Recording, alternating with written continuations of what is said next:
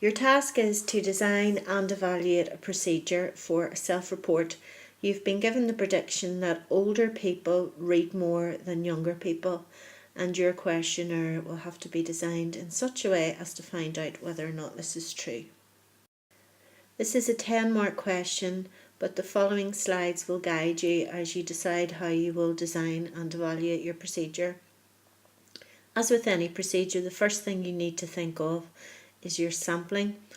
Who are your participants going to be, and how are you going to obtain them? So first of all, you need to address who your target population is. Remember, this should be a study that you could carry out yourself, so it's likely your target population will be the students and staff of your own school, because you're comparing younger people and older people. Your younger people can be your sixth form, and your older people could be from your staff. You need to decide how many participants you're going to have. So because you're comparing two different groups, it's best that you have the same amount of people in each of your groups, say 15 younger people and 15 older people.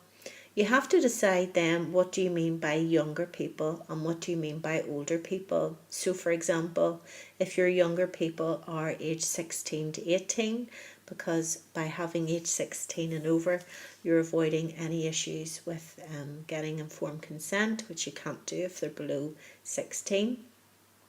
What age group then are you going to give the self-report to for your older people? So there's no point having 16 to 18 for younger and then older being 40 to 60, because there's such a big difference there in the range that those two groups cover. So make sure the range is similar as well. Now for this one, I want you to use random sampling. Remember, random sampling, what are the advantages of it and what are the disadvantages of it in the context of this study?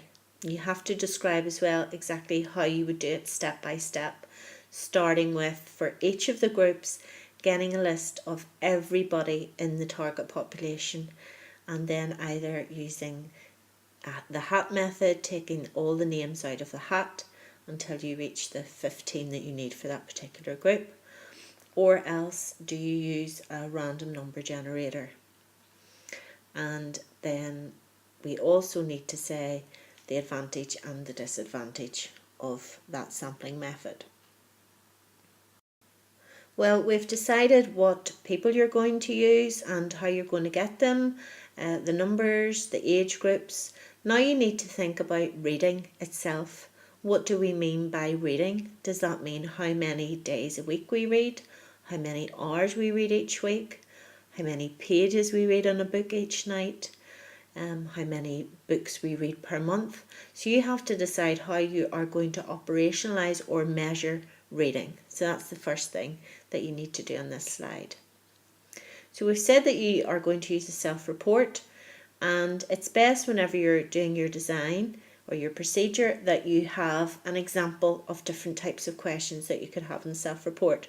So for the purposes of this one, if you have one closed question, a fixed response question, giving them options to fill in, a rating scale question, and one open question. And in that way you're getting a variety of quantitative and qualitative data. So write down one question for each of those in relation to reading habits and trying to establish which group reads the most. Now for your open question, think about what is the advantage of this question in the context of the question, in the context of the study. So don't give me a general advantage of an open question, e.g. open questions are good because they allow the participant to elaborate or they provide rich qualitative data. That is a general advantage. You need to give me an advantage that is specific to this study.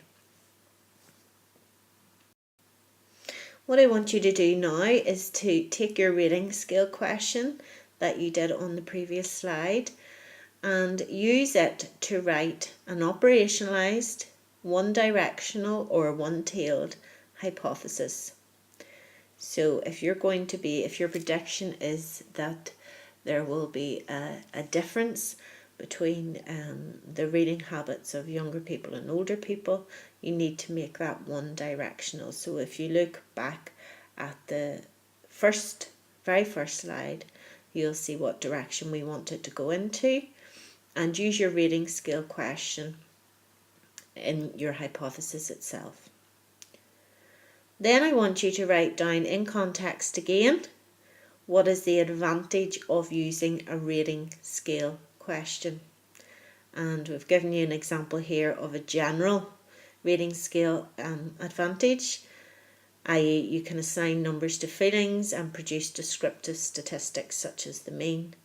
Again, that is not enough, you need to give it in context. So once you've written that general advantage, you can then add in e.g., for example, and give an example of this study, from this study. And our last question then that I want you to think about is, how would you control for demand characteristics?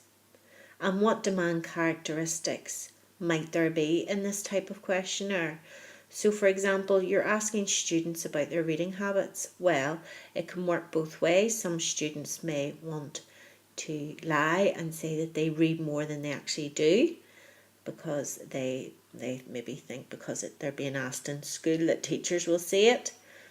Or some students might say that they read less than they do because they don't want to be regarded as a swot or a nerd or whatever the term would be.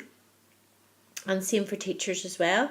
They don't want to maybe admit that they don't read at all because students are doing this study. So you need to think how you're going to avoid people feeling that they have to lie due to social desirability in this.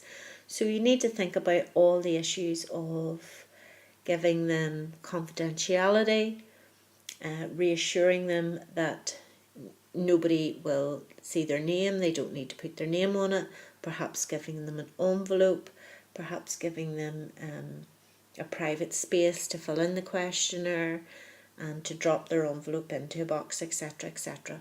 All of those things to ensure anonymity are more likely to result in valid responses from your participants.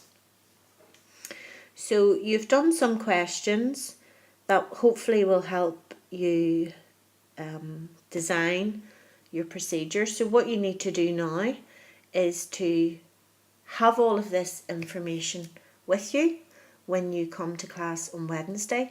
And then in class what we'll be doing is you will be given a timed test to write the procedure for this self-report. So you're going to be asked to design and evaluate the normal 10-mark question. But hopefully by watching the video and by looking at these slides and answering some of the questions, you'll have a better idea of how to approach the question on Wednesday.